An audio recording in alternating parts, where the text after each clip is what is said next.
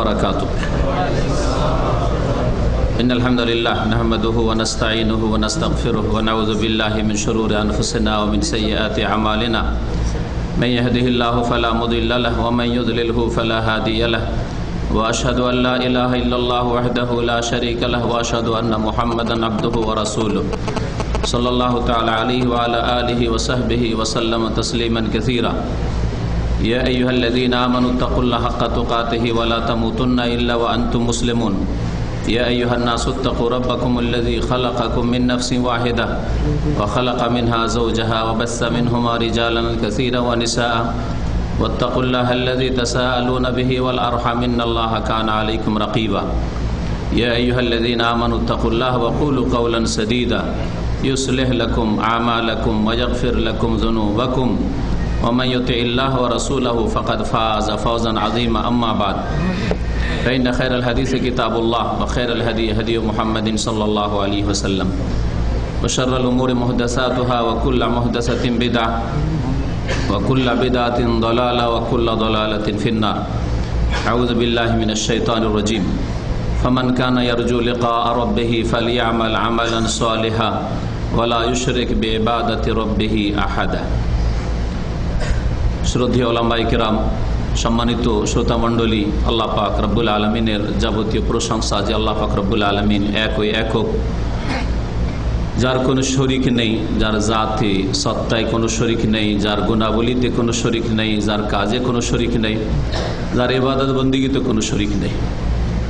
সালাত এবং সালাম নাযিল হোক নবী মুহাম্মদ রাসূলুল্লাহ সাল্লাল্লাহু আলাইহি ওয়াসাল্লামের উপর, যার অনুসরণ করলেই ইবাদত আল্লাহ পাকের দরবারে কবুল হয়, আর যার পথ বাদ দিয়ে অন্য কারো অনুসরণ করে আল্লাহ পাকের নৈকট্য কোনোদিন অর্জন হয় না।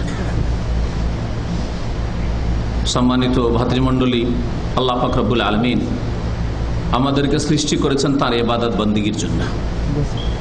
মহান আল্লাহ সূরা জারিয়াতের একটি আয়াতে ইরশাদ করেছেন, ওমা খালাকতুল জিন্না ওয়াল ইনসা ইল্লা লিয়াবুদুন, আমি জিন এবং মানুষকে সৃষ্টি করেছি একমাত্র আমার ইবাদতের উদ্দেশ্যে। আল্লাহ পাক তার ইবাদতের জন্য আমাদের সৃষ্টি করেছেন। এটা হচ্ছে আমাদের সৃষ্টির লক্ষ্য উদ্দেশ্য। আল্লাহ পাকের ইবাদত যদি আমাদের জীবনে থাকে, তাহলে আমাদের আল্লাহ যে উদ্দেশ্যে সৃষ্টি করেছেন তাতে আমরা কামিয়াব, তাতে আমরা সফল। আর যদি আল্লাহ পাকের ইবাদত বন্দেগী আমরা না করি, ইবাদতের জীবন যাপন না করি, তাহলে আমাদের মাঝে আর অন্য জীবজন্তুর মাঝে কোনো পার্থক্য নেই। অন্য জীবজন্তুর যেমন চিন্তা চেতনা, পেটের ক্ষুধা আর যৌন ক্ষুধা, এই দুটো ক্ষুধা দূর করা, ঠিক তেমনি যেসব মানুষ এবং জিন আল্লাহ পাকের ইবাদত বন্দেগীর জীবন যাপন করে না, ইবাদতবিহীন চলাফেরা করে, ইবাদতবিহীন সময় কাটায়, দিন কাটায়, রাত কাটায়, তাদেরও চিন্তা এই দুটি। পেট আছে, সেই জন্য রুজি রোজগার করতে হবে, যেখান থেকে হোক না কেন, হালাল হোক আর হারাম হোক। ওরা হালাল হারাম কিছু বুঝে না, পয়সা বুঝে শুধু। যৌন ক্ষুধা আছে, সেই জন্য তার নিবারণ করতে হবে, তা দূর করতে হবে, যেইভাবে হোক না কেন, বিবাহ শাদী করে হোক, আর জেনা ব্যভিচারের মাধ্যমে হোক, আর হস্তমৈথুন করে হোক, আর সমকামিতাই হোক, যেইভাবে হোক না কেন, তারা সেখানে হালাল এবং হারাম বুঝে না। তাহলে ইবাদত বন্দেগী এমন একটি কাজ, যেই কাজের মাধ্যমে আল্লাহ পাকের সৃষ্টির উদ্দেশ্যের বাস্তবায়ন হয়, আর যার মাধ্যমে জীবজন্তুর মাঝে আর মানুষ আর জিনের মাঝে পার্থক্য সুস্পষ্ট হয়ে ওঠে। ইবাদতের জীবন যদি আপনার থাকে, তাহলে আপনার মাঝে, আমার মাঝে, আর জীবজন্তুর মাঝে, পশু পাখির মাঝে পার্থক্য আপনি প্রমাণ করতে পারলেন। আর যদি আপনার জীবনে ইবাদত বন্দেগী না থাকে, তো কোনো পার্থক্য নেই। এই বিষয়টি প্রত্যেক মুসলিমকে বোঝা উচিত। কারণ আল্লাহর বড় নিয়ামত যে আল্লাহ পাক রব্বুল আলামিন জন্মসূত্রে তাকে ঈমান ইসলাম দান করেছে, হেদায়েত দান করেছে। আল্লাহ পাকের সবচেয়ে বড় নিয়ামত। আল্লাহ পাকের অসংখ্য নিয়ামত আমার উপর, আপনার উপর রয়েছে, কিন্তু এর চাইতে বড় নিয়ামত আর কিছু নেই। দুনিয়ার যতই বড় নিয়ামত আপনি হাসিল করেন, বরং সবগুলি নিয়ামত যদি হাসিল করে নেন, একমাত্র একটি নিয়ামত ছাড়া, সেটা হচ্ছে ঈমান, ইসলামের নিয়ামত, হেদায়েতের নিয়ামত। হেদায়েত পাননি, ঈমানের রাস্তা পাননি, ইসলামের রাস্তা পাননি, আল্লাহ পাকের রাস্তা পাননি, জান্নাতের রাস্তা পাননি, সিরাতে মুস্তাকিম পাননি।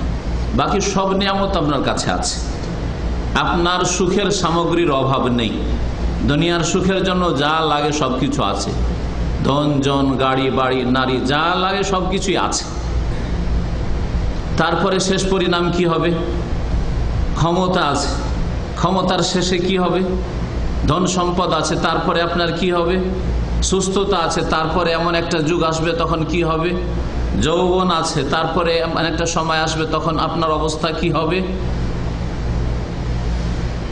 আপনার হায়াত আছে, এই হায়াতের পরে আপনার অবস্থা কি হবে? আপনার স্ত্রী আছে, তারপরে এমন একটা সময় আসবে যে সময় আপনি আগে স্ত্রীকে ছেড়ে বিদায় হবেন, না হলে আপনাকে ছেড়ে স্ত্রী বিদায় হবে, দুটোর একটা হবে। ধন সম্পদ আছে, ধন সম্পদ আপনাকে ছেড়ে চলে যাবে তালাক দিয়ে, আর না হলে আপনাকে ছেড়ে চলে যেতে হবে। ধন সম্পদ আপনার বাড়িতে থেকে যাবে, অন্যের জন্য আপনাকে ছেড়ে দিয়ে চলে যেতে হবে। তাহলে দুনিয়ার যতগুলি নিয়ামত রয়েছে, সমস্ত নিয়ামত এমন, এইসব নিয়ামত পাওয়া সত্ত্বেও যদি আপনি ঈমানবিহীন দুনিয়া থেকে বিদায় নেন, ইসলামবিহীন দুনিয়া থেকে বিদায় নেন, হেদায়েত নেই, হেদায়েত পাননি আল্লাহ পাকের রাস্তার দিকে, সিরাতে মুস্তাকিমের দিকে, যে সিরাতে মুস্তাকিমের জন্য আল্লাহ পাক রব্বুল আলামিন সূরা ফাতিহাতে দোয়া করা শিখিয়েছেন এবং প্রত্যেক রাকাতে তা ফরজ করেছেন। ফরজ নামাজ হলেও ফরজ, সুন্নাত নামাজ হলেও ফরজ, বেতর হলেও ফরজ, নফল হলেও ফরজ। সূরা ফাতিহা পড়া আল্লাহ পাক প্রতিটি রাকাতে ফরজ করেছেন, যাতে বারবার করে আল্লাহ পাকের কাছে আপনি চাইছেন ইহদিনাস সিরাতাল মুস্তাকিম, আল্লাহ তুমি আমাকে হেদায়েত দাও, রাস্তা দেখাও, আমাদেরকে রাস্তা দেখাও। ইহদিনা আস সিরাতাল মুস্তাকিম, সহজ সরল পথের, সঠিক পথের রাস্তা দেখাও। সিরাতে মুস্তাকিম হচ্ছে ইসলাম, সিরাতে মুস্তাকিম হচ্ছে ঈমান, সিরাতে মুস্তাকিম হচ্ছে জান্নাতের রাস্তা, সিরাতে মুস্তাকিম হচ্ছে আল্লাহ পাক রব্বুল আলামিনের সন্তুষ্টি পাওয়ার রাস্তা। সিরাতাল্লাযীনা আনআমতা আলাইহিম, ওই রাস্তা, ওই সব লোকদের রাস্তা যাদেরকে তুমি পুরস্কৃত করেছো, তোমার এনাম করেছো, যাদেরকে তুমি সম্মানিত করেছো, আম্বিয়াদেরকে, রসুলগণকে, সিদ্দিকিনদেরকে, শহীদদেরকে, সালেহিনদেরকে, ওদের রাস্তা দেখাও। গায়রিল মাগদুবি আলাইহিম ওয়ালাদ-দাল্লিন, যারা জেনে শুনে ভুল করে, তাদের মধ্যে ইহুদিদের চরিত্র রয়েছে, ওই ইহুদিদের রাস্তায় নিয়ে যেও না আল্লাহ পাক। যারা জানার পরেও বেদিন বেআমল, তাদের রাস্তায় নিয়ে যেও না। ওয়ালাদ-দাল্লিন, আর জানলো না, শুনলো না, মানলো না, শিখলো না, আমলও করলো না, ইবাদত বন্দি করলো, তাদের রাস্তায়ও নিয়ে যেও না আল্লাহ পাক রব্বুল আলামিন। ওয়ালাদ-দাল্লিন, ভুল রাস্তা থেকে আল্লাহ পাক সতর্ক করার জন্য এবং ভুল রাস্তা থেকে আশ্রয় কামনার জন্য আল্লাহ দুয়া শিখিয়েছেন, গায়রিল মাগদুবি আলাইহিম ওয়ালাদ-দাল্লিন। আর সহি রাস্তা, সঠিক রাস্তা কামনার জন্য আল্লাহ পাক শিখিয়েছেন ইহদিনাস সিরাতাল মুস্তাকিম, সিরাতাল্লাযীনা আনআমতা আলাইহিম। এই আল্লাহ পাক রব্বুল আলামিনের এত বড় নিয়ামত, এই নিয়ামত যদি থাকে তো দুনিয়ার সামান্য কষ্ট আখিরাতের চিরস্থায়ী সুখ শান্তির সামনে কিছুই নাই। যখন আল্লাহ পাকের নিয়ামত পাবেন, আখিরাতের নিয়ামত মওতের সাথে সাথে, আর তারপরে জান্নাতুল ফিরদৌসে, তারপরে আল্লাহ পাকের যখন দর্শন হবে, দিদার হবে, আল্লাহ পাকে দেখতে পাবেন, তখন দুনিয়ার সমস্ত কষ্ট, বালা মুসিবত, রোগ, বিপদ আপদ সব কিছু ভুলে যাবেন, কিছুই মনে থাকবে না। আর দুনিয়ার সবচেয়ে বড় ক্ষমতার মালিক, দুনিয়ার সবচেয়ে বেশি ধনাঢ্য, দুনিয়ার সবচেয়ে বেশি ধনজন, প্রভাব আর ইত্যাদিতে সবকিছুতেই শক্তিশালী, কিন্তু ঈমানবিহীন, ইবাদতবিহীন যদি দুনিয়া থেকে বিদায় নেন, তাহলে চিরকাল জাহান্নামে থাকতে হবে, এতে কোনো সন্দেহ নেই। এত সুন্দর শরীর, যেই শরীরের জন্য কত কি করেছেন, এই শরীরকে সুন্দর রাখার জন্য, সুস্থ রাখার জন্য কত যে খরচ করেছেন, আর একে কত সুন্দর সুন্দর জিনিস যে খাওয়িয়েছেন এই দেহকে সুন্দর রাখার জন্য, কত দামি দামি জিনিস যে খেয়েছেন, আর কত দামি দামি কাপড় পরেছেন, ইবাদতবিহীন যদি জীবন যাপন করেন তো এত সুন্দর শরীরটা মাথা থেকে পা পর্যন্ত জাহান্নামে জ্বলবে। ওয়াকুদুহান নাস ওয়াল হিজারা, জাহান্নামের আগুনের জ্বালানি কাঠলকড়িও হবে না, কয়লাও হবে না, ডিজেল পেট্রোলও হবে না, বরং স্বয়ং মানুষ হবে জাহান্নামের আগুনের ইন্ধন জ্বালানি। তাহলে বুঝতে পারছেন যে ইবাদতবিহীন যদি আপনি জীবন যাপন করেন তো এত সুন্দর শরীরটা জাহান্নামে জ্বলবে, এতে কোনো সন্দেহ নেই। এই জন্য আল্লাহ পাক রব্বুল আলামিন যেই উদ্দেশ্যে সৃষ্টি করেছেন সেই উদ্দেশ্যটাকে জানতে হবে আর মানতে হবে। আর আল্লাহ পাককে অন্তর থেকেও বলতে হবে, মুখেও বলতে হবে, কাজেও প্রমাণ করে দিয়ে বলতে হবে যে ওয়াকালু সামি'না ওয়া আতা'না গুফরানাকা রব্বানা ওয়া ইলাইকাল মাসির। মুমিনরা বলে, যারা আল্লাহ বিশ্বাসী, পরকাল বিশ্বাসী, তারা বলে সামি'না, আল্লাহ শুনলাম আমরা, ওয়া আতা'না আর মানলাম। আমরা শুনি আর মানি। আমরা ইহুদিদের মতো শুনলাম কিন্তু মানবো না এই কথাও বলি না, সামি'না ওয়া আসাইনা এই কথাও বলি না। আর আমরা অজ্ঞ জাহিলদের মতো শুনবো না, মানবো না, এইটাও করি না, জানবো না, শিখবো না, আর আমলও করবো না, এইরকম জীবনযাপন করি না। এটা হচ্ছে পাশবিক জীবনযাপন। গফরানাকা, সুতরাং আল্লাহ যখন আমরা শুনি আর মানার চেষ্টা করি, পালন করার চেষ্টা করি, সুতরাং তোমার কাছে মার্জনা কামনা করি, তুমি ক্ষমা করে দাও। হে আমাদের রব, ওয়া ইলাইকাল মাসির, তোমার কাছে একদিন ফিরে যেতে হবে। দুনিয়ার এমন কোন রাজা দেখেছেন, দুনিয়ার এমন কোন পুঁজিপতি দেখেছেন যে দুনিয়ার সমস্ত নিয়ামত পেয়ে এখানে চিরকাল থেকে গেছে? দীর্ঘকাল, কয়েক হাজার বছর, 2-4-10,000 বছর থেকে গেছে, চিরকাল না হয়ে থাকতে পারলো না।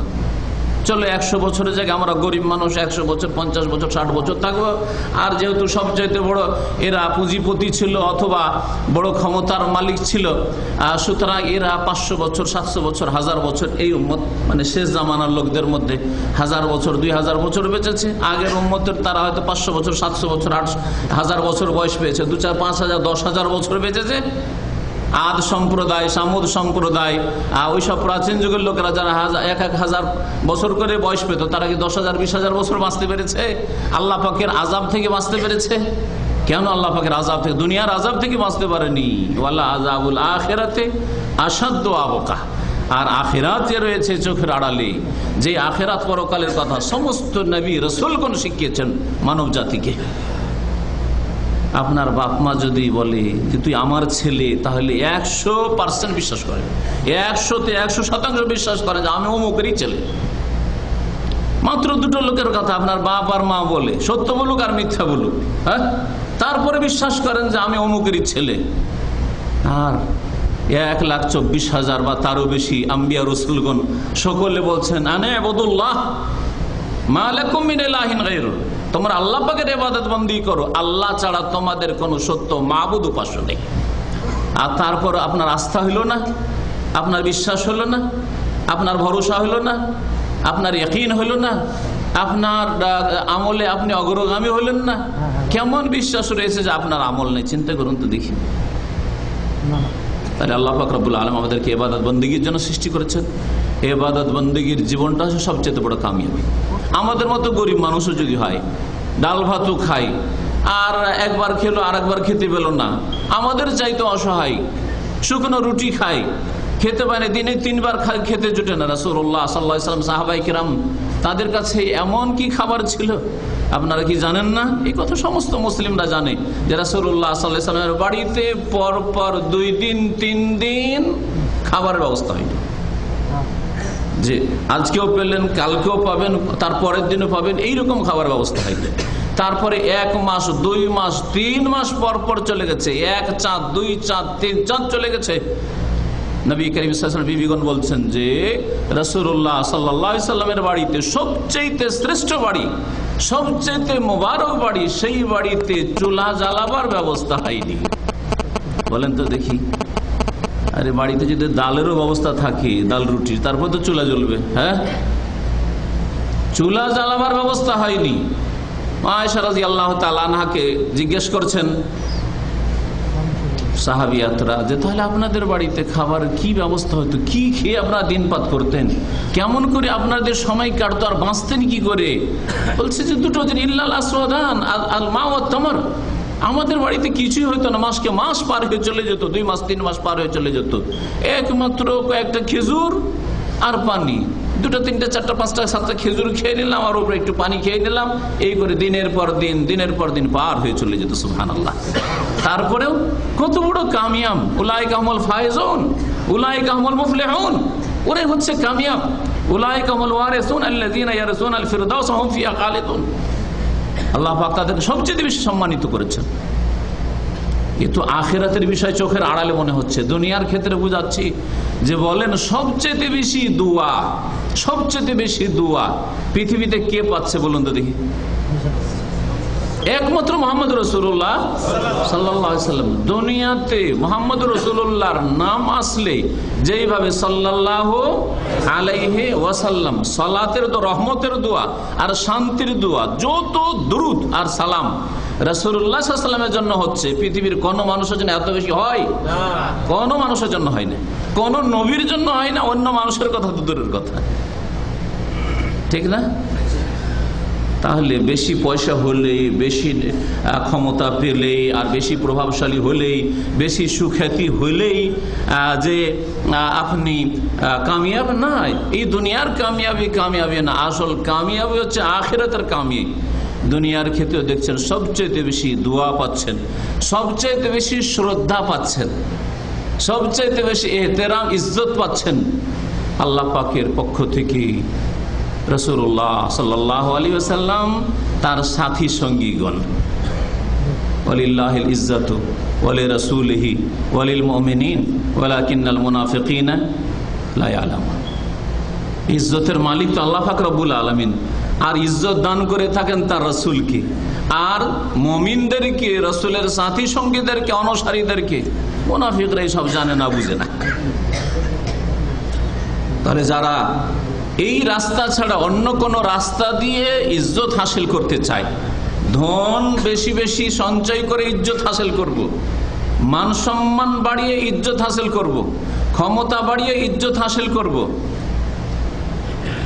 এইসব চিন্তা, টাকা পয়সা বেশি হলে লোকেরা মান ইজ্জত করবে, রাজনীতি করতে পারলে বেশি ইজ্জত করবে, এসব যারা ধারণা করে তাদের মধ্যে মুনাফিকই রয়েছে। আল্লাহ বলছে এরা বুঝে না ইজ্জত আল্লাহ পাকের হাতে, আর ইজ্জত দান করেন রাসূলকে, আর রাসূলের প্রতি বিশ্বাসী মুমিনদেরকে আল্লাহ পাক ইজ্জত দান করেন।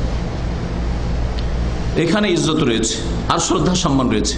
দুনিয়ার কোনো নেতা, দুনিয়ার কোনো পয়সাওয়ালা কেউ যদি ইজ্জত করে তো দুনিয়ার গরজে, যতক্ষণ তার হাতে ক্ষমতা আছে, ভয়ে হোক অথবা কিছু তার কাছ থেকে লুটে পাবো তার মাধ্যমে, সেই জন্য ইজ্জত সম্মান করে। এখনো বুঝতে পারছেন, দেখতে পাচ্ছেন আপনি। কিন্তু একজন আলেমে দ্বীন, একজন পরহেজগার মানুষ, একজন আল্লাহওয়ালা মানুষকে যদি ইজ্জত করে তো আল্লাহ পাকের সন্তুষ্টির জন্য, আল্লাহ পাকের সন্তুষ্টির জন্য, অন্তর থেকে তার কাছে দুনিয়ার কোনো আশা রাখে না, যার কাছে কিছু পাবো আর নেব, কোনো আশা রাখে না। এই হচ্ছে আসল ইজ্জত। তো আল্লাহ পাক রব্বুল আলামিন আমাদেরকে তার ইবাদত বন্দেগীর জন্য সৃষ্টি করেছেন। এই ইবাদত কখন হবে, এই বিষয়টি আজকে আপনাদের সামনে বলল। কারণ আমরা অনেকে ইবাদত মনে করে করি, কিন্তু সেটা ইবাদত না হয়ে শিরক হয়ে যায়। অনেকে ইবাদত মনে করে কাজগুলি করি, কিন্তু ইবাদত না হয়ে সেটা বিদআত হয়ে যায়। নিয়ত করলেন যে ইবাদত করলাম, কিন্তু হয়ে গেল শিরক অথবা হয়ে গেল বিদআত। আর কখনো কখনো দুনিয়ার কাজ করেন, যেগুলোকে আরবি ভাষা আদাত বলা হয়, অভ্যাসগত কাজ। দুনিয়ার এমনি যেসব প্রয়োজন, আপনার দুনিয়ার রীতিনীতি, কাজকর্ম, দুনিয়ার যেসব প্রয়োজন আপনার, সেগুলি করছেন আদাত, কিন্তু আপনার নিয়তের কারণে সেগুলি ইবাদতে রূপান্তরিত হয়ে যায়। এই কয়েকটি কথা আজকে বুঝবেন, যাতে করে জীবনের আপনার প্রত্যেকটি কাজে আপনি নেকি পান, প্রত্যেকটি কাজে আল্লাহ পাকের কাছে উত্তম প্রতিদান বদলা পান। আপনার আদাত বুঝাইলে বুঝবেন। আদাত মানে যেমন আপনার নিদ্রা, ঘুম, এখন গিয়ে রাত্রে যে শুইবেন, এটা হচ্ছে আদাত, ঘুমাইতে হবে। এইটা যদি আপনার না করেন তাহলে আপনি সুস্থ থাকতে পারবেন না, বাঁচতে পারবেন না, ঘুমাইতেই হবে। দিনে ঘুমান আর রাতে ঘুমান, ঘুমাইতে হবে আপনাকে। এই ঘুমটা নিদ্রা আপনার ইবাদতে পরিণত হইতে পারে। খাওয়া দাওয়া করেছেন অথবা করবেন, যে খাওয়া দাওয়া করলেন, খেলেন, এটা হচ্ছে আদাত, এটা করতে হবে, এটা ইবাদত নাই। কিন্তু এই আদাতে, খাওয়া দাওয়াতে যদি আপনি পানাহারে নিয়তটা সৎ রাখেন, তাহলে সেটা ইবাদতে পরিণত হবে, নেকিতে পরিণত হয়ে যাবে। এইরকমই দুনিয়ার যে কোনো কাজ নিতে পারেন। ডিউটি, প্রত্যেক দিন 8 থেকে 10 ঘন্টা ডিউটি করছেন, হয়তো অনেকে তার বেশিও ডিউটি করছেন, এটা ডিউটি। আপনি মনে করছেন এটা তো আমার প্রতিদিনের একটা রুটিন, করতেই হবে। এই আপনার ডিউটি ইবাদতে পরিণত হতে পারে, আদাত ইবাদতে পরিণত হতে পারে, নেকিতে পরিণত হতে পারে, যদি আপনার মধ্যে একটা গুণ থাকে।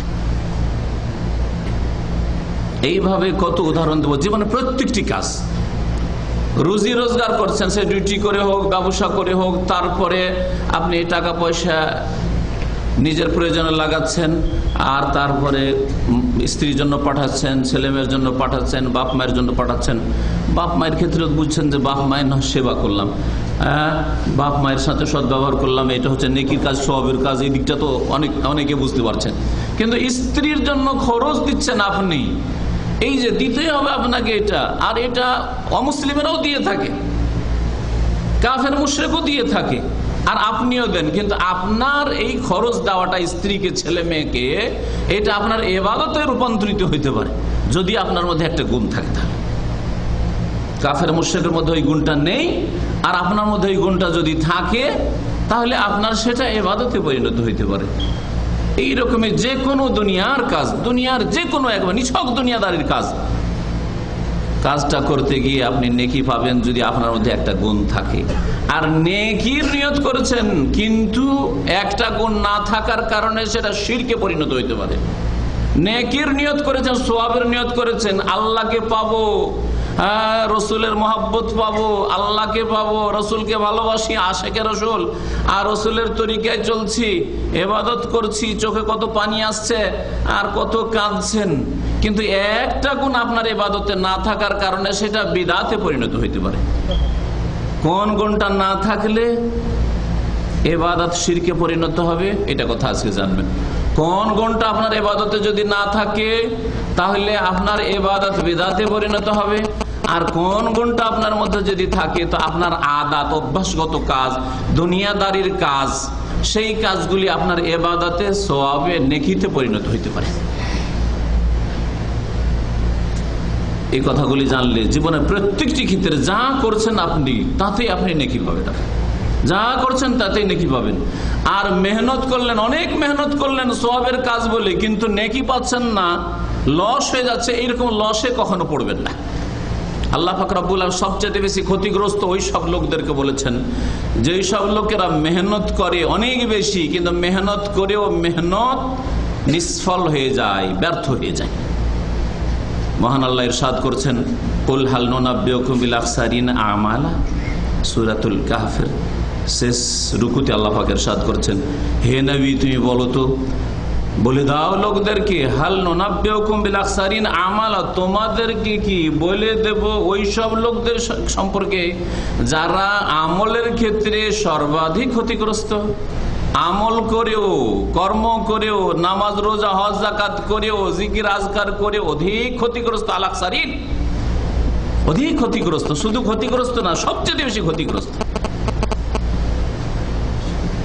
ডিউটি করলেন গোটা মাস ধরে, আর তারপরে বেতন পেলেন না, উল্টো যদি আরো 2 মাসের বেতন কেটে নেই, তাহলে কত ক্ষতিগ্রস্ত। এক তো বেতন পেলেন না, আবার প্রতিদিন 8 ঘন্টা 10 ঘন্টা করে রোদ্রে বাতাসে কত কষ্ট করে কাজ করেছেন, তারপর আবার আরো 2 মাসের বেতন কেটে নিন, ক্ষতির শেষ আছে? হ্যাঁ। আর যদি কয়েক বছরে যা ইনকাম করেছেন সবগুলি যদি নিয়ে যায়, খালি হাতে আপনাকে যদি এক্সিট লাগিয়ে পাঠিয়ে দেয়, কত ক্ষতিগ্রস্ত। বুঝতে পারছেন না? তার নিজেকে দুনিয়ার ক্ষেত্রে এত পয়সার ক্ষতি হয়ে গেল, আমার ভালো করে বুঝতে পারছেন। আর এই বিষয়টা বুঝতে পারছেন না, সারা জীবনে যত ইবাদত বন্দি করলাম, একটা খারাপ গুণের কারণে আমার ইবাদতে, আমার জীবনে একটা খারাপ গুণ ছিল, যার ফলে সমস্ত ইবাদত বন্দেগী ধ্বংস হয়ে গেছে। এটা বুঝতে পারছেন না? ওইটা বুঝতে হবে, এটা বুঝতে হবে। তার নাম কি বলতে পারেন? তার নাম কি? শিরক। তার নাম শিরক। ইবাদত বন্দি করলেন, কিন্তু ওই ইবাদত বন্দির মধ্যে এমন একটা কাজ করলেন যেটা করা উচিত ছিল না, এমন একটা উল্টা কাজ করলেন যেই কাজটা করা উচিত, তারপরে ওই ইবাদতটা পুরোটাই বেকার গেল। যেমন ওই মাসের বেতনটা পুরো বেকার গেল। তার নাম জানেন? ওর নাম বিদাত। যে আমলটাই বিদাত ঢুকবে, মানে নবীর তরিকায় হবে না, ওই আমলটা ধ্বংস হয়ে যাবে। আল্লাহ পাক রব্বুল বলছেন যে আল্লাযীনা দাল্লা সায়হুম ফিল হায়াতিদ দুনিয়া, যাদের মেহনত ভ্রান্ত পথে হয়েছে, দাল্লা রাস্তা হারিয়ে ফেলেছে, সায়হুম তাদের মেহনত পরিশ্রম হয়েছে, কিন্তু দাল্লা রাস্তা হারিয়ে, নবীর রাস্তা হারিয়ে অন্য রাস্তায় মেহনত হয়েছে। ফিল হায়াতিদ দুনিয়ায়, পার্থিব জগতে, দুনিয়ায়, কর্মক্ষেত্রে। দুনিয়ায় আল্লাহ নামাজ পড়ার জন্য পাঠিয়েছেন। মতের পরে যদি বলেন আল্লাহকে দরখাস্ত, আল্লাহ আমি নামাজ পড়বো, নামাজ পড়ার সুযোগ দাও, হবে? আমল শেষ, কর্মজীবন শেষ, এখন বদলার জগৎ শুরু হয়েছে, বদলার জীবন শুরু হয়েছে। এখন যা করে এসছেন দুনিয়াতে তার বদলা পাওয়ার সময় শুরু হয়েছে। দাল্লা সায়হুম ফিল হায়াতিদ দুনিয়া, দুনিয়ার জগতে তাদের মেহনতটা ভ্রান্ত পথে হয়েছে, কিন্তু ভুল পথে মেহনত করার পরেও গায়ের জোর দেখিয়েছে। ওয়াহুম ইয়াহসাবুনা আন্নাহুম ইউহসিনুনা সুনআ, তাদের ধারণা ছিল যে আমরা খুব ভালো কাজ করছি। কে বললো ভুল করছি? চোর চুরি করেও মনে করে যে চুরি করা ভুল কাজ করছি, তাই না? ডাকাত ডাকাতি করেও মনে করে যে ভুল কাজ করছি, তাই না? খুনি খুন করে আর বলে যে ভুল কাজ করছি, ঠিক না? জেনাকারী জেনা করে বলে ভুল কাজ করছি, বলে না? মদখোর মদ খায়, কাজটা ভালো করছি না। সিগারেট খাওয়ার লোককে ভালো করে ঠান্ডা মেজাজে রাগ আক্রোশ করে না, আক্রোশ করে বলছে না ঠিক করছি বলবে, কারণ তখন অহংকার দেখাবে। কিন্তু ওকে ঠান্ডা মেজাজে বলেন, আচ্ছা এই সিগারেটটা যে খাচ্ছেন আপনি, এই যে ধূমপান করছেন, এটা আপনি ভালো কাজ করছেন না মন্দ, বলেন তো ভালো করে। হ্যাঁ, বড় বড় অফিসারকে আমি জিজ্ঞেস করেছি, বড় বড় অফিসারকে জিজ্ঞেস করেছি যে কাজটা ভালো করছেন, আপনার এতে ফায়দা আছে, আপনার স্ত্রীর ফায়দা আছে না লোকসান আছে, আপনার ছেলে মেয়েদের ক্ষতি হয়, আপনার ওই ছেলে মেয়েদের সামনে ধূমপান করলে না ক্ষতি হয়? তখন বলছে যে শেখ দোয়া করেন, বদ অভ্যাস হয়ে গেছে। শেখ দোয়া করেন কি হয়েছে? বদ অভ্যাস। তাহলে যতগুলি পাপ রয়েছে এই ধরনের পাপ, সেই পাপগুলি সম্পর্কে পাপই বুঝে যে আমি অন্যায় কাজ করছি। কিন্তু মিলাদ করা লোককে জিজ্ঞেস করেন যে কাজটা ঠিক করছেন না ভুল করছেন, কি বলবে? একেবারে 100% ঠিক করছি, ঠিক না?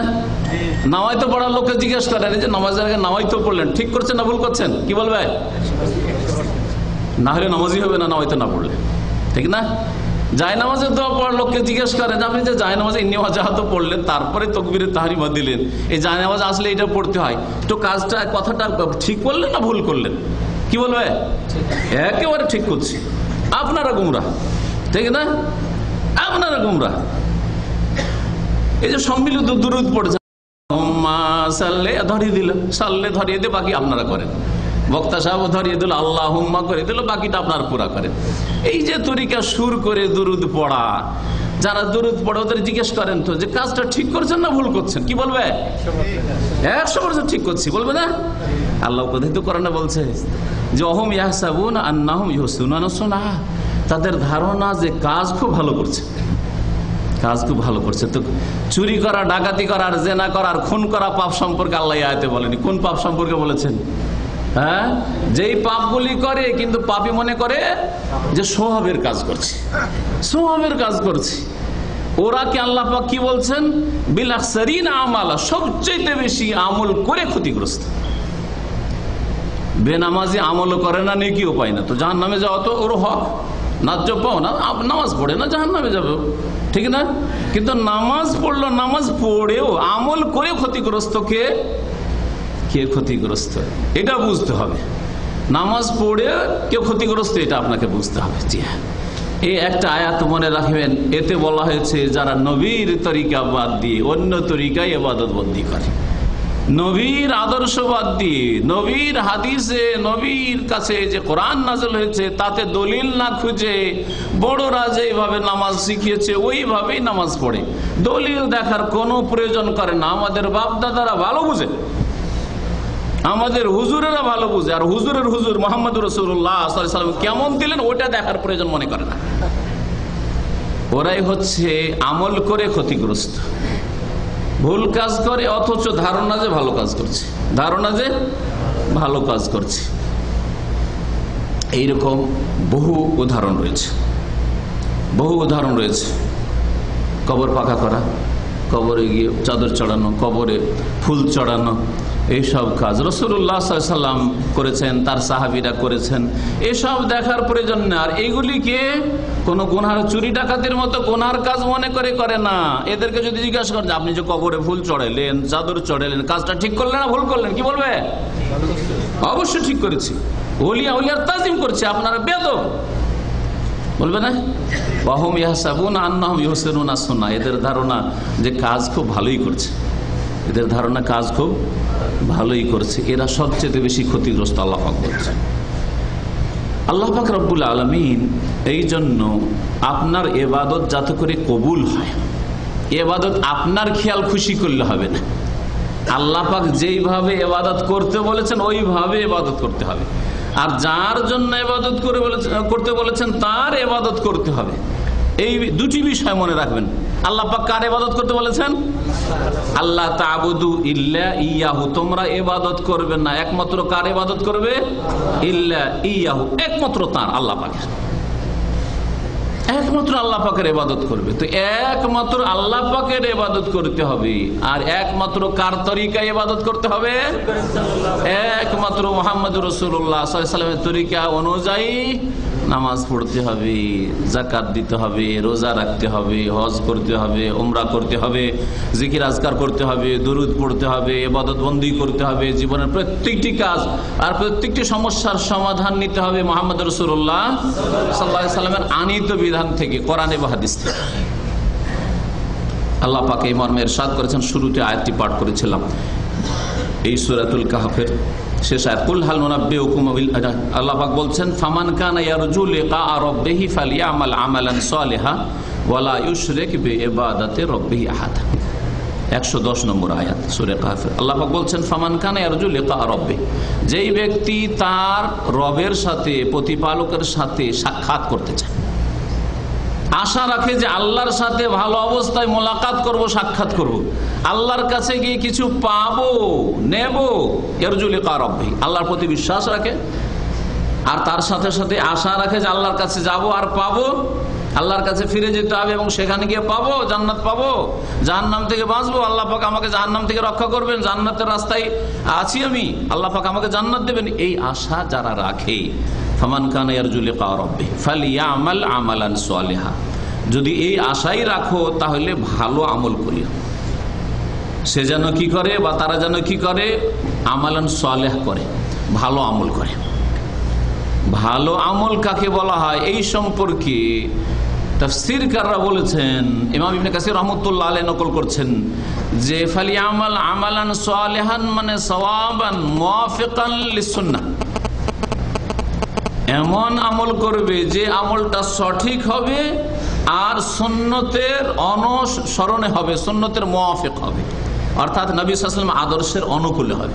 আপনি নবীর তরিকায় সে আমলটা করবেন, তাহলে সেটা আমাল সালেহ হবে, কবুল হওয়ার যোগ্যতা পাবে। তাহলে দ্বিতীয় শর্ত, ওয়ালা ইউশরিক বিইবাদাতি রাব্বিহি আহাদা, আর যেন তার রবের ইবাদত বন্দেগীতে কাউকে শরীক না করে।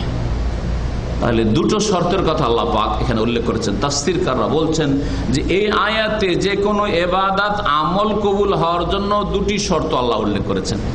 একটা শর্ত যে রবের সাথে শিরিক না করে, শিরক মুক্ত হইতে হবে, যেটাকে আপনি নেকির আশাই করছেন সেটাতে আল্লাহ ছাড়া কারো যেন অংশ না বসান, ভাগ না বসান।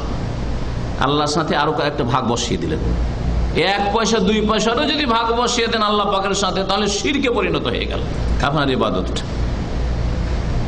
আপনার জীবনে হাজার হাজার ইবাদত করছেন আল্লাহ পাকের, কিন্তু 1-2টি ইবাদত আল্লাহ ছাড়া আর কাউকে দিয়ে দিলেন, তাহলে আল্লাহ ছাড়া অন্যের ভাগ বসিয়ে দিলেন আল্লাহর হকের ক্ষেত্রে। আল্লাহর হক ছিল তাতে ভাগ বসিয়ে দিলেন, অংশীদার বানিয়ে দিলেন কাউকে, আল্লাহ ছাড়া অন্যকে, গায়রুল্লাহকে, শিরক করে ফেললেন। এই শিরক থাকার কারণে আপনার ইবাদত শিরকে পরিণত হয়ে গেল, আপনার জীবনটা শিরকি জীবনে পরিণত হয়ে গেল। আর যার ফলে সারা জীবনে যত নেকি ইনকাম করেছিলেন সমস্ত ধ্বংস হয়ে গেল। অনেকে ভাববেন যে শাইখ বাড়াবাড়ি করে বলছে, শিরক জীবনে একটা করলাম তো গেল, একটা আমল গেল না হয়, শিরক জীবনে না হয় একটা দুটা করলাম, এই বছরে করলাম তো ঠিক আছে, এই বছরের আমলগুলি না হয়ে গেল, এই মাসের আমলগুলি না হয়ে গেল, কিন্তু সারা জীবনের আমল চলে গেল, এটা কোথা থেকে আসবে? এটা কোরআনে আছে, কোরআনে কারিমে রয়েছে। একটি আয়াত না, বহু আয়াত প্রমাণ করে কোরআনে কারিমে যে যেই মানুষ ইবাদতের জীবনের সাথে সাথে শিরক করবে তার অতীতের সমস্ত আমল ধ্বংস হয়ে যাবে, সমস্ত আমল ধ্বংস হয়ে যাবে। আল্লাহ পাক রব্বুল আলামিন সূরা জুমার একটি আয়াতে নবী মুহাম্মদ রাসূলুল্লাহ সাল্লাল্লাহু আলাইহি ওয়াসাল্লামকে সম্বোধন করে বলছেন যে ওয়ালাকাদ উহিয়া ইলাইক, হে নবী তোমাকে ওহী করা হয়েছে, ওয়াইলাল্লাযিনা মিন ক্বাবলিক, আর তোমার পূর্বে যতগুলি নবী এসেছিল সমস্তকে ওহী করা হয়েছে, লাইন আশরাকতা, তুমিও যদি শিরক করো। কাকে আল্লাহ সম্বোধন করছেন? যারা আরবি গ্রামার বোঝেন ভালো, লাইন আশরাকতা এক বচন দিয়ে, তুমি মুহাম্মদ তুমিও যদি শিরক করো, লা ইয়াহবাতান্না আমালুকা, তাহলে তোমার আমল ধ্বংস হয়ে যাবে, তোমার আমল ধ্বংস হয়ে যাবে। ওয়ালা তাকুনান্না মিনাল খাসিরিন, আর আমল যখন সারা জীবনে সব ধ্বংস, আরে এক এক মাসের যদি ধ্বংস হয়, এক এক দিনের ধ্বংস, এক এক সপ্তাহের ধ্বংস হয়, তাহলে তার ক্ষতিগ্রস্ত হইল না, যে একেবারে ক্ষতিগ্রস্ত জাহান্নামে পৌঁছে গেল। আল্লাহ বলছে ওয়ালা তাকুনান্না মিনাল খাসিরিন, আর যারা ক্ষতিগ্রস্ত তাদের দলে শামিল হয়ে যাবে, কামিয়াব হতে পারবে না, পাস করতে পারবে না, ফেল হয়ে যাবে। আল্লাহ পাক সূরা আনআমে 18 জন নবীর কথা একটা রুকুতে কয়েকটা আয়াতের মধ্যে বর্ণনা করছেন, আর তারপরে ওই 18 জন নবী সম্পর্কে বলছেন ওয়ালাউ আশরাকু লাহাবাতা আনহুম মা কানু ইয়ামালুন। এই নবীরা যাদের নাম বললাম তার মধ্যে মুহাম্মদ সাল্লাল্লাহু আলাইহি সাল্লাম, নূহ, মুসা, ঈসা, ইউসুফ, আইয়ুব, হারুন, সুলাইমান, দাউদ, সমস্ত নবীর কথা আল্লাহ পাক কোরআনে কারীমে 25 জন নবীর কথা উল্লেখ করেছেন, 18 জনের কথা এখানে রয়েছে। আল্লাহ বলছেন ওয়ালাউ আশরাকু, এরাও যদি শিরক করে বা এরাও যদি শিরক করতো, লাহাবাতা আনহুম মা কানু ইয়ামালুন, যা কিছু তারা আমল করত, হ্যাঁ আমল করেছে, সবগুলি বিনষ্ট হয়ে যেত, ধ্বংস হয়ে যেত। দেখলেন তাহলে শিরক করলে কি হবে? শিরক করলে অতীতে 60 বছর ধরে 50 বছর ধরে যত নামাজ, রোজা, হজ, যাকাত, ইবাদত, বন্দেগী, রমজান আর শবে কদর যত কিছু করেছেন সমস্ত ধ্বংস হয়ে গেল। আপনার মালিক যদি বলে যে তুই আমার এখানে 5 বছর চাকরি করলি, তোর 3 মাসের বেতন দেব না, হ্যাঁ 3 মাসের বেতন দেবো না, তাহলে নিজেকে কত ক্ষতিগ্রস্ত মনে করবেন। আর যদি বলে এই গত যে 2 বছর চাকরি করলে 2 বছরে 1 পয়সা দেবো না, তাহলে কত বড় ক্ষতিগ্রস্ত মনে করবেন। হ্যাঁ সারা জীবনের ইনকাম একটাও কাজে লাগালো না, জীবনটাই বেকার মনে করছেন।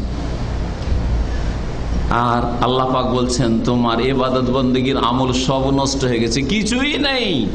কিছুই যখন নেই, আখিরাতে যখন হাজির হবে হাসরের ময়দানে, তখন কি দশা হবে? আল্লাহ পাক সূরা নূরের একটি আয়াতে ইরশাদ করেছেন ওয়াল্লাযীনা কাফারু আমালুহুম কাসারাব, যারা শিরক কুফরি অবস্থা এইভাবে কুফরি অস্বীকার করা, তাওহীদ অস্বীকার করলো, শিরকি জীবনযাপন নিয়ে আল্লাহর সামনে হাজির হইল, আমালুহুম কাসারাব, তাদের আমলগুলি মরিচিকার মতো হয়ে যাবে। মরিচিকা বালুর চর, রোদের সময় চিকচিক করে আর পানি মনে হয় দেখে, কিন্তু পানি নয়। যত কাছিয়ে যাবেন তত শুধু বালি আর বালি দেখছেন, বালুকাময় মরুভূমি দেখছেন, আর কিছুই পাচ্ছেন না। যত কাছে যাচ্ছেন পানির আশায় পিপাসিত ব্যক্তি, কিন্তু পানি পাচ্ছেন না। ওই রকমই কিয়ামতের দিনে শিরক কুফরি করে যারা দুনিয়া থেকে বিদায় নিয়েছে, বড় শিরক করে যারা মারা গেছে, তাদের আমল, নামাজ, রোজা, হজ, যাকাত মেলাই ছিল, হয়তো অনেক ছিল, কিন্তু এগুলি কি হয়ে যাবে? মরিচিকার মতো হয়ে যাবে। হাত্তা ইযা জাআহু, যখন আসবে সেই দিন ওখানে হাসরের মাঠে, লাম ইয়াজিদহু শাইআ, কিছুই পাবে না, জিরো, কিছুই পাবে না। তাহলে কত ক্ষতিগ্রস্ত বলেন তো, কত ক্ষতিগ্রস্ত। দেখেন ইবাদত করলেন, নামাজ রোজা করলেন, হজ যাকাত করলেন, কিন্তু শিরক থাকার কারণে জীবনের সমস্ত আমল ধ্বংস হয়ে গেল। শিরক থাকলে, শিরকের এটা একটা দিক যে আল্লাহর হক অন্য কাউকে দিয়ে দিলেন, রুকু, সিজদা, দোয়া, ডাকা, হ্যাঁ বালা মুসিবত থেকে উদ্ধার কামনা করা, ছেলে মেয়ে চাওয়া, রোগের আরোগ্য চাওয়া, আল্লাহর কাছেও চাইছেন, আর দেখছেন রোগ ভালো হয় না, চলে গেলেন মাজারে, বাবার কাছে চাইলেন, বাবা গো আমার রোগটা ভালো করে দাও, আমার ছেলেকে ভালো করে দাও, বাবা গো ছেলে মেয়ে হয় না, অনেকদিন বিয়ে শাদী করেছি, একটা সন্তান দান করা, আল্লাহর কাছে চাইলেন, আর আল্লাহর কাছে চেয়ে দেখলেন যে পাচ্ছি না। হ্যাঁ শয়তান বললো যে যা তাহলে ওই আল্লাহর যে মৃত বান্দা আছে ওকে তো আপনারা মৃত মনে করেন না, যে বেঁচে আছে, ওলিয়া উলিয়ার বেঁচে আছে, আবার দেওয়ারও ক্ষমতা আছে। ঈশ্বর কি বিশ্বাস? হ্যাঁ, আল্লাহর কাছে পেলেন না, চলে গেলেন ওই গায়রুল্লাহর কাছে। আল্লাহর অসহায় বান্দা যে মাটিতে দাফনে আছে তার কাছে চাইতে চলে গেলেন, যার ফলে আপনি সমস্ত আপনার আমল ধ্বংস করে ফেললেন। আল্লাহ পাকের হক দিয়ে দিলেন এইভাবে গায়রুল্লাহকে। আল্লাহ পাকের হকে কিছু অংশ আর কাউরে বসিয়ে দেওয়ার আর একটা দিক হচ্ছে লোক দেখানো ইবাদত বন্দেগী। লোক দেখানো কিছুটা যদি অংশ থাকে তাহলে আপনি আল্লাহর সাথে শরীক করে দিলেন। ইখলাস পরিপন্থী কাজ, ইখলাস নেই, তাহলে আপনার কাজে দান খেরাত করবেন, কিন্তু না, গোপনে করবেন না। গোপনে করলে তো কেউ জানলো না, গ্রামবাসী জানলো না। যার ফলে আমাদের দেশের মানুষকে যদি বলা হয় তোমার বাপ মারা গেছে, মা মারা গেছে, তুমি এক কাজ করো, মসজিদ মাদ্রাসা আমাদের গ্রামে নেই, তো মসজিদ মাদ্রাসায় 25-50 হাজার 1 লাখ টাকা দান করে দাও, অথবা একটা মসজিদ নেই, মসজিদ বানিয়ে দাও। যেমন সৌদি আরবে সৌদিরা একজনে একাধিক মসজিদ বানিয়ে দিচ্ছে, কেউ জানতে পারে না যে কোন লোক এই মসজিদ বানিয়ে দিচ্ছে। অনেক সময় জানতে পারা যায়, অনেক সময় জানতেই পারা যায় না যে মসজিদ বানিয়েছে কে। এর নাম হচ্ছে ইখলাস। আর আমাদের দেশের মানুষেরা মৃতের নামে এইরকম কাজ করবে না। গ্রামবাসী জানতে পারলো না, আরে গ্রামবাসী কি বলে, বাপের জন্য কিছু করলো না, এর মা মারা গেল, কিছুই করলো না, সেজন্য কি করবে ওর নাম কি বলেন আপনারা?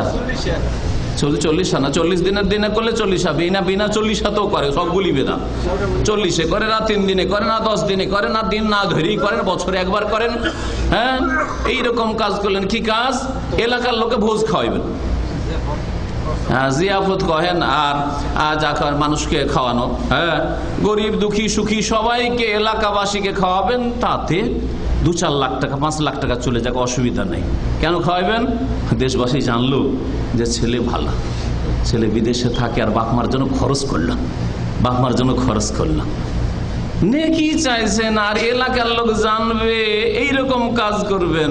একে তো রাসূলুল্লাহ সাল্লাল্লাহু আলাইহি ওয়াসাল্লাম সাহাবায়ে-কেরাম মৃত্যুর নামে এইরকম খানা পানি ভোজ করেননি, বরং এটাকে তারা জাহিলিয়াতের যুগের চরিত্র, হ্যাঁ, নেয়াহাত রোদনের অন্তর্ভুক্ত মনে করতেন। এই এক বিদআত। তারপরে উপরন্ত লোক দেখানো, ইখলাস নেই, লোকেরা জানবে। আর যদি আমি মসজিদে চুপচাপ 1 লাখ টাকা 2 লাখ টাকা দান করে দিই, একটা ইসলামিক লাইব্রেরি করে দিই, কেউ জানলো, এমন এলাকাবাসী জানতে পারলো না, জানিয়ে করতে হবে। ইখলাস পরিপন্থী কাজ। হাদিসে কুদসির রয়েছে সহিহ মুসলিমে, আল্লাহ পাক ইরশাদ করছেন, ক্বাল আল্লাহু তাআলা আনা আগনা শুরাকা আনিশ শিরক। আমি যতগুলি দুনিয়ায় শরীক হতে পারে সমস্ত শরীকের মধ্যে সবচেয়ে বেশি অমুখাপেক্ষী, কারো মুখাপেক্ষী নয়। আর দুনিয়ার প্রত্যেকে শরীক লাগে, কেউ অন্যের সাহায্য ছাড়া চলতে পারবেন না তুমি। হ্যাঁ, আপনাকে আপনার স্ত্রী লাগে, হ্যাঁ, আপনার স্ত্রীর জন্য স্বামী লাগে, চাষির জন্য ব্যবসায়ী লাগে, হ্যাঁ, তার তাঁতির জন্য চাষি যদি খেতে না দেয়, তাঁতি কাপড় পরে না খেয়ে মরবে। আর যদি চাষি খেতে পায়, নিজের ডাল চাল বাড়িতে হচ্ছে, ধান গম হচ্ছে, খাচ্ছে, তাহলে কাপড় পাবে না যদি তাঁতির সহযোগিতা না পায়। হ্যাঁ, তাহলে একে অপরের মুখাপেক্ষী দুনিয়াতে সকলে। আল্লাহ পাক রব্বুল আলামিন মুখাপেক্ষী কারো মুহতাজ নন। আনা আগনা শুরাকা আনিশ শিরক। আমি কোন শরীক, কারো অংশীদারিত্ব রাখি না আমার সাথে।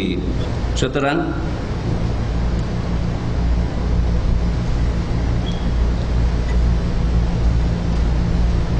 ফামান আমেলা আমালান, কেউ যদি কোনো আমল করে, বেআমল নয়, বেনামাজি নয়, হ্যাঁ, বখিল নয়, যাকাত দেয় না এমন লোক নয়, রোজা রাখে না এমন লোক নয়, আমল করে কিন্তু আশরাকা ফিহে মাইয়া গাইরি, আমার সাথে আর কাউকে শরীক করে দিল, একটা ভাগ বসিয়ে দিল, আমার সাথে আরো কারো একটা ভাগ বসিয়ে দিল। তাহলে আল্লাহ পাক বলছেন এই হাদিসে কুদসিতে, তারাকতুহু ওয়া শিরকাহু, তাকেও আমি ছেড়ে দিই, ওই বান্দাকে আমি ছেড়ে দিই। কোনো আল্লাহ পাক কিছু দেন না, সাহায্য করেন না, আর তার শিরকেও আমি শিরকি আমলকে ছুঁড়ে ফেলে দিই, আর এই শিরকি ইবাদত বন্দেগীকে ছুঁড়ে ফেলে দিই। ইবাদত করলেন কিন্তু আল্লাহর সাথে কারো একটা ভাগ বসিয়ে দিলেন, এই জন্য আল্লাহ বলছেন যে আমি তাকেও ছুঁড়ে ফেলে দিই আর তার ইবাদত বন্দেগীকে ছুঁড়ে ফেলে দিই, কিছুই কবুল করি না, তাকেও কবুল করি না, তার নামাজ রোজা ইবাদত বন্দেগীও কবুল করি না। কেমন করে? এর এক দুটো উদাহরণ দিই। শিরকের কথা বললাম, তৌহিদের কথা, শিরকের কথা বললাম সংক্ষেপে। এখন আসেন ইখলাসের আর একটা দিকের কথা, যেটা তৌহিদ পরিপন্থী বা ইখলাস পরিপন্থী বিষয়। আমাদের অনেকে আছেন নামাজ পড়তে চান না, কিন্তু কেন নামাজ পড়েন? শ্বশুর বাড়ি গেছেন, নতুন জামাই, নামাজ না পড়লে কি বলবে গ্রামবাসী যে অমুকের জামাই নামাজ পড়ে না, বা নিজের শ্বশুর শাশুড়ি কি বলবে? নামাজ চলে গেলেন মুসল্লি। হ্যাঁ, বাড়িতে মেহমান এসছে, নামাজ পড়েন। বাপ পরেজগার মানুষ, আসলে বেনামাজি, কিন্তু বাপের সামনে চলে গেলেন নামাজ পড়তে। হ্যাঁ, এইরকমই বাড়িতে আলেম সাহেব এসছেন, হুজুর এসছেন, তো হুজুরের সাথে নামাজ পড়তে চলে গেলেন, আসলে নামাজ পড়তেন না। তাহলে আসলে নামাজটাই পড়তেন না। কার জন্য নামাজ পড়লেন? হুজুরের জন্য, শ্বশুরের জন্য, বাপের জন্য, কফিলের জন্য। কফিল বস পরেজগার মানুষ, সুতরাং কিছু অরকার আছে। আজকে বস আছে রে, আর বস খুব মোতাওয়াল লোক, পরেজগার লোক, আগের কাতারে এসে হাজির, সামনের কাতারে এসে হাজির।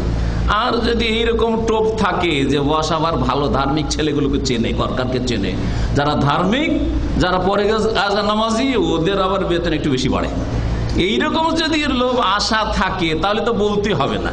তাহলে ওই সব বেনামাজিগুলো আগের কাতারে এসে মসজিদ, বস যেদিন আসবে সেই দিন, তাই না? এই নামাজ কার জন্য? আল্লাহর জন্য না বসের জন্য? বসের জন্য, কফিলের জন্য, মুদিরের জন্য, ম্যানেজারের জন্য নামাজ হইল। হ্যাঁ, এখলাস নেই, সুতরাং নামাজ পড়েও কি হইল? শিরক হয়ে গেল, শিরক হয়ে গেল। দেখলেন, এবাদত শিরক হলো। আমি বলছিলাম না যে এবাদত করলেন, কিন্তু এবাদতটা কি হয়ে গেল? শিরক হয়ে গেল। আল্লাহর জন্য হলো না, কফিলের জন্য, বসের জন্য, মুদিরের জন্য হয়ে গেল, শ্বশুরের জন্য, শাশুড়ির জন্য হয়ে গেল, ইত্যাদি ইত্যাদি, মানুষের জন্য হয়ে গেল।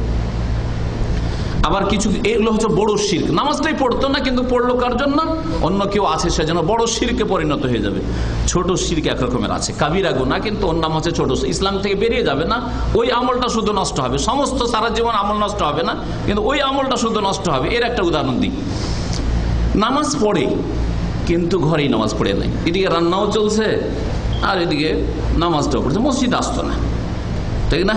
এরকম অনেক মুসল্লি আছে। কিন্তু অথবা নামাজ পড়ে, কিন্তু তাড়াতাড়ি নামাজ পড়ে, ধাই ধাই ধাই ধাই, ওই কাকে ঠোকর দেওয়ার মতো নামাজ পড়ে, ঠোকর দেওয়া নামাজ পড়ে, তাড়াতাড়ি নামাজ পড়ে।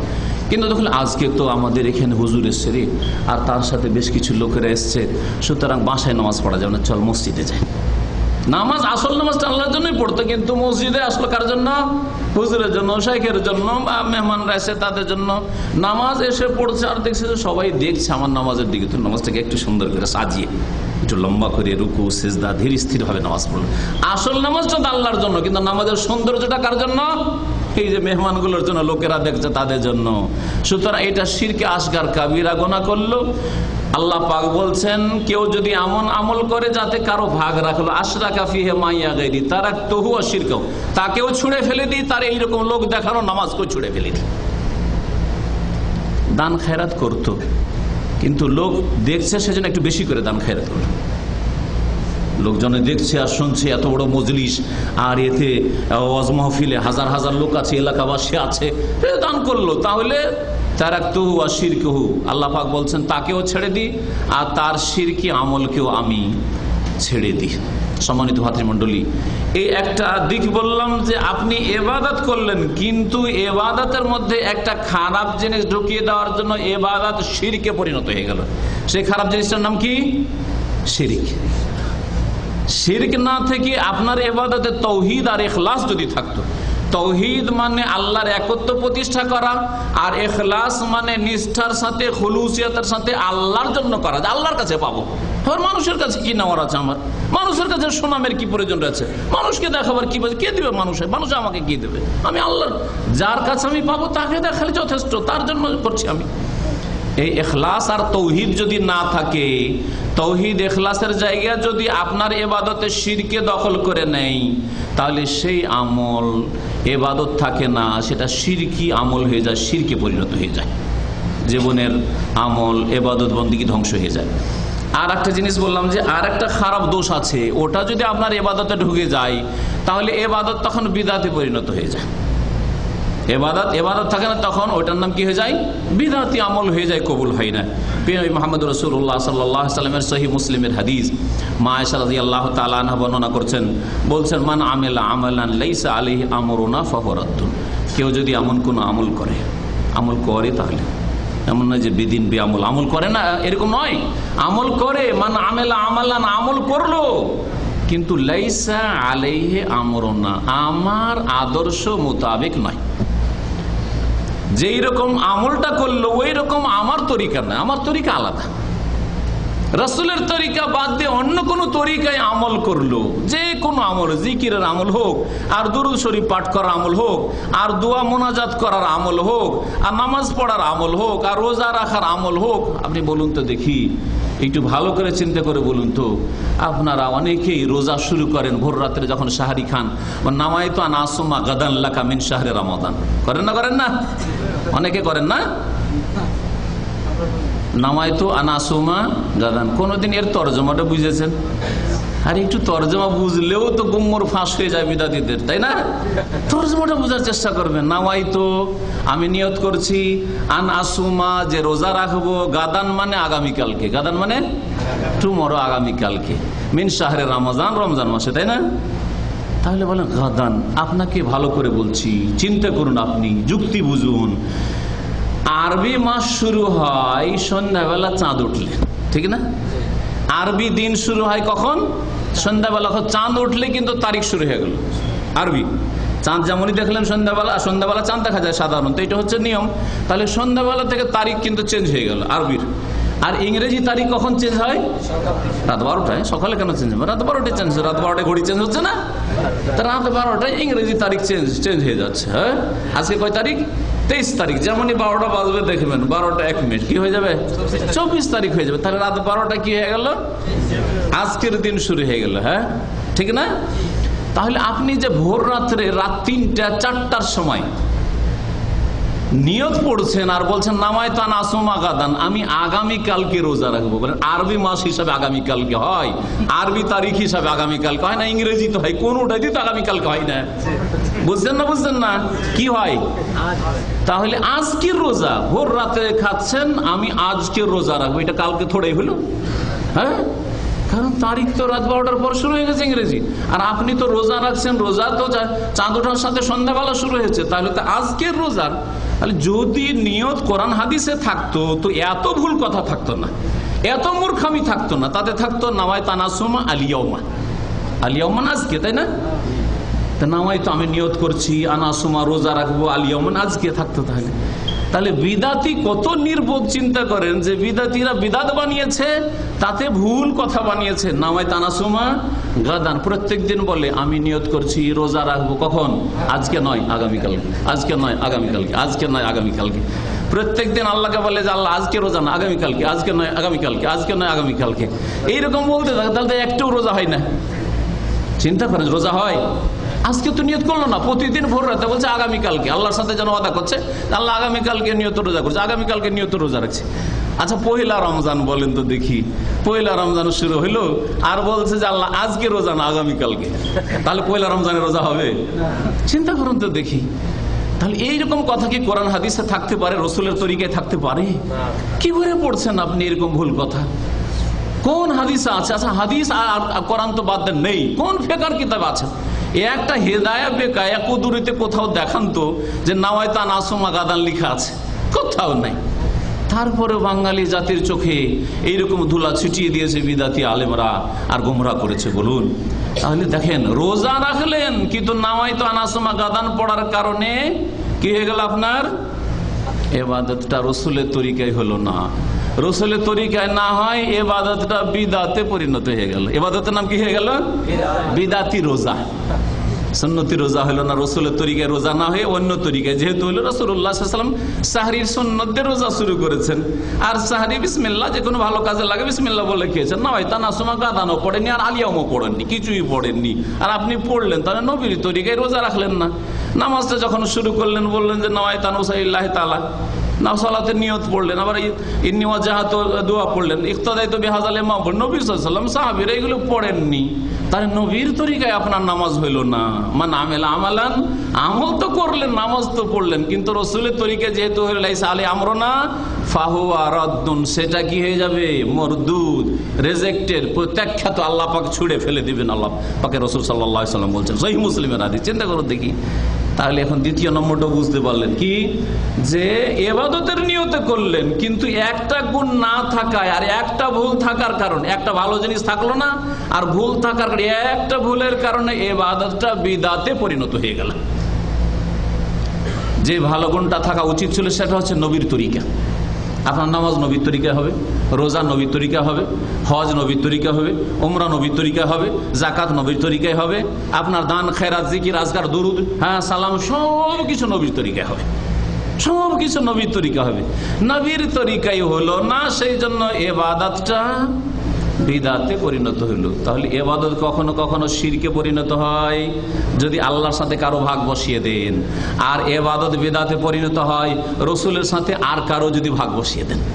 রসুলের সাথে আর কারো, রসুলকেও মানি আর আমাদের বড়দেরকেও মানি, সেই জন্য রসুলের হাদিসে নেই নামাইতে পড়া, কিন্তু মুরব্বীরা পড়েছেন, বুজরুগানে দিনার করেছেন, ওদেরকে নবীর সাথে ভাগে বসিয়ে দিলেন যে আপনাদের কিছু ভাগ আছে শরীয়তের রচনায়, তাই না? কত বড় ভুল করলেন। দেখলেন, এইভাবে শিরক বিদআত শুরু হয় মুসলিম জীবনে। আর একটা জিনিস বাকি আছে, তাতেই শেষ করে দেবো, সেটা হচ্ছে যে দুনিয়ার কাজ, নিছক দুনিয়াদারির কাজ, কিন্তু নিয়ত ভালো থাকলে কি হয়ে যায়, সেটাই ইবাদতে পরিণত হয়। নবী মুহাম্মদ রাসূলুল্লাহ সাল্লাল্লাহু আলাইহি ওয়াসাল্লাম বলছেন যে মুমিন বান্দার প্রতিটি কাজেই নেকি রয়েছে, সাদকা রয়েছে। এই কয়েকটা জিনিস গণাতে গণাতে গণাতে বলছেন ওয়াফি বুদএ আহাদিকুম সাদাকা, এমনকি তোমাদের লজ্জা স্থানেও সাদকা রয়েছে। তোমাদের লজ্জা স্থানে সাদকা রয়েছে মানে কি? অর্থাৎ তোমরা যে স্বামী স্ত্রী মিলন করো, এতেও সাদকার সোয়াব পাওয়া যায়, সাদকার নেকি পাওয়া যায়। দেখছেন, এর নাম হচ্ছে ইসলাম। যে স্বামী স্ত্রী মিলন দুনিয়ার একেবারে নিছক ভোগবিলাস, তারপরে নবী করিম সাল্লাল্লাহু আলাইহি ওয়াসাল্লাম কি বলছেন? সাদকা, সাদকার নেকি পেয়ে গেলে, সাদকার নেকি পেয়ে গেলে। নবী করিম সাল্লাল্লাহু আলাইহি ওয়াসাল্লাম বলছেন যে ওই লোকমা, যে একটা লোকমা তুমি স্ত্রীর মুখে তুলে দিলে, ছোট বাচ্চার মুখে তুলে দিলে, নিজের ছেলেকে আদরে খাওয়াইলে, অথবা ওই যে টাকাটা মাসের মাস টাকাটা পাঠিয়েছেন আপনার স্ত্রীর জন্য, এটাও লোকমা তুলে দাও। লোকমা তুলে দেওয়া মানে এই নয় যে বসে বসে স্ত্রীকে আপনি খাওয়াইবেন, জরুরি, এটা জরুরি নয়, কোনো নয়। এর অর্থ এটাও হইতে পারে যে আপনি যে প্রতিদিনের রোজগার করে স্ত্রীর জন্য খাবার পাঠাচ্ছেন, ছেলে মেয়েদের জন্য খাবারের ব্যবস্থা দিচ্ছেন, খরচ খরচা পাঠাচ্ছেন, এতেও কি পাবেন? সাদাকা, সাদকার নেকি পাবেন। আমরা তো এতদিন জানতাম যে গরিব মিসকিনকে দিলে সাদকা হয়, আর নবী সাল্লাল্লাহু আলাইহি ওয়াসাল্লাম কি বলছেন যে ওটা তো সাদকা হয়, কিন্তু স্ত্রীকে খাওয়াইলেও সাদকা হয়, ছেলে মেয়েকে খাওয়াইলেও সাদকা হয়। ছেলে মেয়েকে খাওয়াইলেও সাদকা হয়। কেন সাদকা হয়? প্রিয় নবী মুহাম্মদ রাসূলুল্লাহ সাল্লাল্লাহু আলাইহি ওয়াসাল্লাম সাহাবীরা, ইয়া রাসূলুল্লাহ, এ কেমন কথা হলো যে একটা লোক নিছক ভোগ বিলাস করবে, স্ত্রীর সাথে মিলন করবে, আর ও নেকি পেয়ে যাবে, সাদকার নেকি পেয়ে যাবে, কেমন কথা হইলো? নবী করিম সাল্লাল্লাহু আলাইহি ওয়াসাল্লাম তখন একটা যুক্তি দিয়ে বুঝাইলেন। আর আইতা, আচ্ছা বলো তো, লাউ ওয়াদাআহা ফি হারামিন, তার লজ্জা স্থানটাকে হারাম জায়গায় যদি নিয়ে যেত, সে যদি জেনা করতো, জেনা থেকে বাঁচার জন্য স্ত্রীর সাথে মিলন করেছে, স্ত্রীর কাছে গিয়েছে, যারা আশেপাশের দেশগুলিতে বা সৌদি আরব ছাড়া অন্য অন্য দেশে থাকে তাদের খবর নিয়ে দেখিয়েন, 5-5 বছর 7 বছর দেশে যেতে চায় না। আশেপাশের দেশে থাকে, ওরা ওই বাংলাদেশ থেকে আসে, ভারত থেকে আসে, দেশেই যেতে চায় না। কেন দেশে যেতে চায় না? আর সৌদি আরবে যেসব ভাইরা থাকেন 2 বছর বরদাস্ত করতে পারে, কখন দেশে যাব, ঠিক না? বিশেষ করে যারা দিনদার মানুষ, পরেজগার মানুষ, গুনাহ থেকে বাঁচতে চান, হারাম থেকে বাঁচতে চান, 2 বছর তাদের জন্য বড় মুশকিল হয়ে যায়। আর 5 বছর 7 বছর আশেপাশের অনেক দেশে থাকে, আর পশ্চিমা দেশে যারা যায় চলে গেলে তার ফিরে আসতে চায় স্ত্রীর কাছে। কেন? হারাম জায়গায় যেহেতু চলে যায়, সেই জন্য। তো যেই ব্যক্তি হারাম থেকে বাঁচার জন্য স্ত্রীর সাথে মিলন করলো, সে কেন সাদকার নেকি পাবে না? যদি ওই ব্যক্তি হারাম কাজ করতো, গুনাহ লিখা হইতো। হারাম থেকে বাঁচার জন্য সে স্বামী স্ত্রী মিলন করলো, তার জন্য নেকি লিখা হবে, সাদকা লিখা হবে। তাহলে দুনিয়ার কাজেও নেকি রয়েছে, দুনিয়ার কাজেও নেকি রয়েছে। তাহলে আপনি যখন সকালবেলা ডিউটি যাবেন, তখন যদি নিয়তটাতে আপনি ইখলাস নিয়ে আসেন যে আল্লাহ তুমি হালাল রিজিক আমাকে দান করো, আর আমি এই ডিউটি এই জন্য করছি যে এই ডিউটির বিনিময়ে আমি বেতন নিচ্ছি, আমার বেতনটা যাতে হালাল হয়, আর এই বেতনটা নিয়ে আমি আমার উপর ফরজ দায়িত্ব, আমার স্ত্রীর খরচ দিতে হবে, ছেলে মেয়ের খরচ দিতে হবে, বাপ মায়ের খরচ দিতে হবে, ভাই বোনকে মানুষ করতে হবে, এই যে দায়িত্ব, ফরজ দায়িত্ব তুমি করেছো, এই দায়িত্ব পালন করব, এই নিয়ত নিয়ে যদি আপনি ডিউটি করেন, তা আপনার ডিউটির প্রত্যেকটি মুহূর্তে, মিনিটে, সেকেন্ডে আপনার নেকি রয়েছে, প্রত্যেকটি মুহূর্তে আপনার নেকি রয়েছে।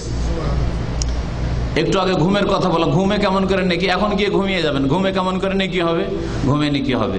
ঘুমে যদি আপনার এই নিয়ত থাকে যে আল্লাহ এখন শুয়ে নেব, 4-5 ঘন্টা আমি শুয়ে নেব, শুয়ে নিলে আমি ফজরটায় জেগে যাব। তাড়াতাড়ি যদি শুয়ে যাই আর 4-5 ঘন্টা ঘুমটা আমার আরামে হয়ে যায় তো ফজর আমি উঠে যাব, বা তার আগে আমি উঠে যাব, তাহাজ্জুদ পড়বো, তারপরে ফজর পড়ে দিনে আমি ডিউটিটা ভালো করে করতে পারবো। রাতে যদি একটু ঘুমটা সুন্দর হয়ে যায় তাহলে দিনে আমি ডিউটি ঠিক করে করতে পারবো, রুজিটা আমার হালাল হবে, কাজটা ভালো করে করতে পারবো, শরীরটাকে সুস্থ রাখবো। এই যে ভালো নিয়ত আপনার যদি থাকে তা আপনার নিদ্রার প্রত্যেকটি মুহূর্তে আপনার নেকি রয়েছে। তাহলে দুনিয়ার কাজগুলি নেকিতে কখন রূপান্তরিত হবে? নেকি হয়ে যাবে কখন, ইবাদত কখন হয়ে যাবে? যখন আপনি নিয়তটাকে সৎ রাখবেন। আমার ঘুম কিসের জন্য? ফজরে উঠার জন্য। আপনার মোবাইল রেখে, অধিকাংশ মানুষ মোবাইল রেখে নেকি পায় না, গুনাহ হয়। কিন্তু এমনও আল্লাহর বান্দা আছে যে মোবাইল দিয়ে নেকি হইতে পারে। মোবাইল এই জন্য রেখেছি যে ও মোবাইলের মাধ্যমে আমি অ্যালার্ম লাগিয়ে রাখবো, ফজরে উঠবো। কটা লোক আছেন, শতকরা কটা লোক পাওয়া যাবে? দুনিয়ার কাজের জন্য তো করছেন, ডিউটির জন্য করছেন, কিন্তু ফজরের জন্য অ্যালার্ম লাগিয়ে রাখবেন আপনি, যাতে ফজরে উঠতে পারেন। এই মোবাইলকে আমি অ্যালার্ম লাগিয়ে ফজরে ওঠার জন্য আমি সাহায্যকারী হিসেবে ব্যবহার করি, তো মোবাইল রাখাই নেকি রয়েছে, মোবাইল কেনাই নেকি রয়েছে। এই মোবাইল দিয়ে আমার স্ত্রী ছেলে মেয়ের খোঁজ খবর নি, বাপ মায়ের খোঁজ খবর নি, নেকি রয়েছে। আর এই মোবাইলের নিয়ামতকে যদি হারাম কাজে লাগান, প্রেম আলাপ করা শুরু করেন, আমোদ ফুর্তি করা শুরু করেন, চাচাতো বোন, মামাতো বোন, খালাতো বোন, ভাবি, শালি, এদের সাথে যদি শুরু করেন তাহলে কি হবে? গুনাহ। তো এক সেই লোকেরা গুনহার কাজে আল্লাহর নিয়ামতকে ব্যয় করছে, আর আপনি বলেন আলহামদুলিল্লাহ যে আপনাকে নেকির কাজে ব্যয় করার তৌফিক দান করেছেন। শুধু অ্যাড করতে হবে, কি বাড়াইতে হবে? ইখলাস। আমার এই মোবাইলে আল্লাহর কাছে নেকি দেবো, এই মোবাইল দিয়ে ফজরে উঠবো, মোবাইল দিয়ে তাহাজ্জুদে উঠবো, মোবাইল দিয়ে আমি ডিউটিতে উঠবো, এই মোবাইল দিয়ে আমি বাপ মায়ের খোঁজ খবর নেবো, এই মোবাইল দিয়ে আমি স্ত্রী ছেলে মেয়ের খোঁজ খবর নেবো, এই মোবাইল দিয়ে আমার দিনী ভাইদের খোঁজ নেবো, এই মোবাইল দিয়ে আমি দাওয়াতি কাজ করবো, এই মোবাইল দিয়ে আমি শাইখদেরকে ডাকবো, দিয়ে আমি একটা প্রোগ্রাম করাবো, ইত্যাদি ইত্যাদি। দেখেন ইখলাস। তাহলে ইখলাস যদি থাকে দুনিয়ার কাজে আপনার ইবাদত হইতে পারে। এই 3টি কথা বললাম। যদি ইখলাস আর তাওহীদ না থাকে, ইবাদত করে শিরক হয়ে যাবে, খোলাসা। যদি নবীর তরিকায় না কাজ করেন তাহলে ইবাদত বন্দি করে সেটা বিদআত হয়ে যাবে। আর দুনিয়ার কাজ করে তাতে যদি ইখলাস থাকে তাহলে সেটাই নেকিতে পরিণত হয়ে যাবে। আল্লাহ পাক আমাদের জীবন পুরোটাই যেন কবুল করেন। আল্লাহ পাক রব্বুল আলামিনের কাছে দোয়া করি, আল্লাহ পাক রব্বুল আলামিন যেন আমাদের ইবাদত বন্দেগীর সুন্দর করে আদায় করার তৌফিক দান করেন। আল্লাহ পাকের কাছে দোয়া করি, আল্লাহ পাক আমাদের যেন তার ইবাদতের জন্য সৃষ্টি করেছেন, সুতরাং তার ইবাদত বন্দেগী যথাযথ আদায় করার তৌফিক দান করেন। মহান আল্লাহর কাছে দোয়া, আল্লাহ পাক রব্বুল আলামিন যেন আমাদের নেক জীবন যাপন করার তৌফিক দান করেন। আল্লাহ পাক আমাদেরকে গুনহার জীবন থেকে বেঁচে থাকার তৌফিক যেন দান করেন। আল্লাহ পাকের কাছে আরো দোয়া করে, আল্লাহ পাক যেসব ভাইরা এখানে হাজির হয়েছেন এই মোবারক মসজিদে সিসি বা 3CC ক্যাম্পে, আল্লাহ পাক তাদের যেন এই নেক আমলকে কবুল করেন। এই নেক মজলিসে, মোবারক মজলিসে বসাকে আল্লাহ পাক কবুল করেন। আল্লাহ পাক রব্বুল আলামিন এইভাবে আমাদের জান্নাতুল ফিরদৌসে বসার যেন সুযোগ করে দেন। যেসব ভাইরা অনলাইনে আমাদের আলোচনা শুনছে, আল্লাহ পাক রব্বুল আলামিন তাদের যেন নেক আমল কবুল করেন। আল্লাহ পাক আমাদেরকে কোরআন এবং হাদিস দিয়ে যেন উপকৃত হওয়ার তৌফিক দান করেন। আমাদের অন্তরকে যেন আলোকিত করেন। আল্লাহ পাক রব্বুল আলামিন যেন আমাদের হিদায়াত দান করেন। হিদায়াতের পথে আল্লাহ পাক যেন আমাদেরকে অটল রাখেন। আল্লাহ পাকের কাছে দোয়া করে আল্লাহ পাক আমাদের সকলকে যেন জান্নাতুল ফিরদৌস দান করেন। সুবহান রাব্বিকা রাব্বিল ইজ্জাতি আম্মা ইয়াসিফুন ওয়া সালামুন আলাল মুরসালিন ওয়াল হামদুলিল্লাহি রাব্বিল আলামিন।